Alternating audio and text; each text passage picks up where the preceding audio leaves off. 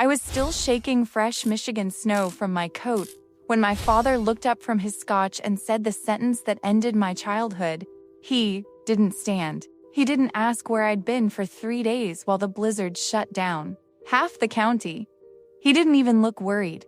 He just squinted through the amber in his glass and muttered, "Didn't know you were still alive." Honestly, Sarah, your sister's engagement party was a lot quieter without your problems taking up the oxygen. Double quotes. Something inside me went very still. Not broken, not shattered, just still. Water pooled at my boots and spread across the hardwood I'd helped pay to refinish. My fingers were blue from 48 hours trapped in a stalled car on a county road no plow bothered to clear. I had rehearsed 100 versions of walking through that door.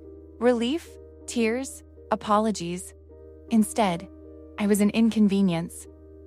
Elena drifted into the foyer wrapped in silk, wearing our mother's diamond necklace, the one I'd been promised when I turned 18. She didn't look at me. She adjusted the clasp and said, "Close the door. You're letting the heat out." That was the moment the daughter who begged for scraps of affection quietly died. I had been the one who stayed up ghostwriting Elena's proposals so she could graduate with honors.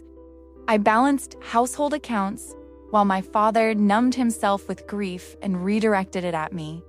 I was the steady one, the responsible one, the absorber of fallout, and 3 nights earlier, I had been sent to a remote cabin in worsening weather to retrieve urgent legal documents.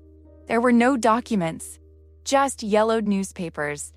The storm hit faster than predicted. Roads closed. My car stalled. I spent 2 nights wrapped in a foil emergency blanket, listening to wind hammer steel, understanding something with terrifying clarity. If I didn't make it home, they wouldn't grieve. They would adjust. When I finally walked 3 miles through waist-high snow to reach that house, I expected a hug. I got a complaint about oxygen. I didn't argue. I didn't expose the errand.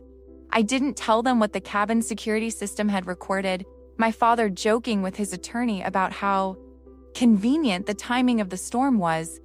I just turned around and walked back into the cold. That night, in a roadside motel that smelled like bleach and old cigarettes, I stopped being their daughter and became their consequence. They called me the problem because I was quiet. They never realized.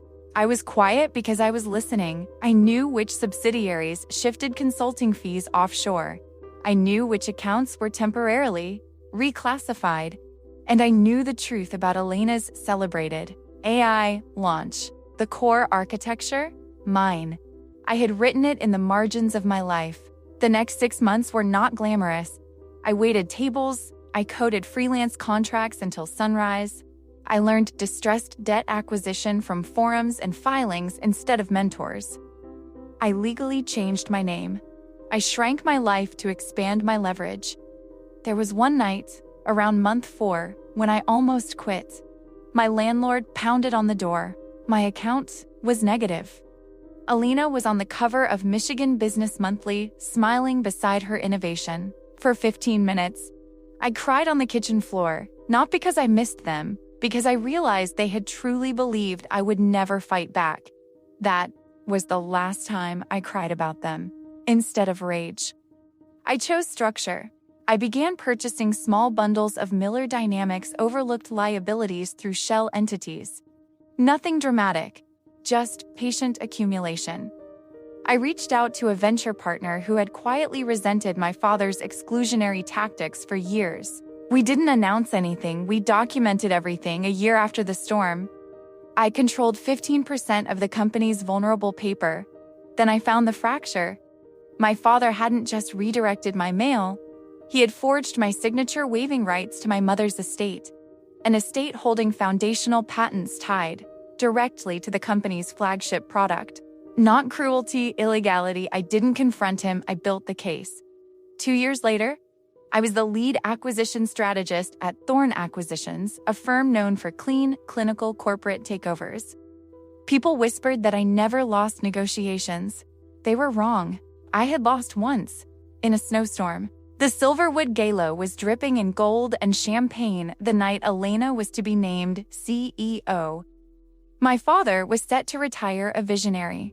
I arrived late, charcoal suit, quiet heels, no introduction. At first, he didn't recognize me. Then I smiled. The same smile I used to give him when I still believed he was safe. His glass froze mid-air. "Sarah?" he whispered. Elena's expression flickered. Calculation. Then fear. I walked past them and handed the master of ceremonies a court-stamped injunction. The ballroom went silent as I took the microphone. "Good evening," I said evenly. "I'm here on behalf of Thorne Acquisitions to announce a majority asset seizure of Miller Dynamics due to verified fiduciary breaches and intellectual property violations." The tribute slideshow behind me dissolved into forensic audit trails, code timestamps, signature comparisons, asset transfers, then the cabin recording. Not dramatic, not edited, just my father laughing lightly about how timing sometimes solves difficult situations. The room shifted. It wasn't loud, it was distancing. Police entered quietly through the side doors. No chaos, no spectacle. Just procedure. Elena tried to argue ownership of the software. I projected version histories with my embedded developer ID. She stopped speaking. Handcuffs aren't loud in a ballroom, but silence amplifies everything. That was the first wave. The second was colder. Because the family estate was tied to corporate collateral, I had legal authority to liquidate.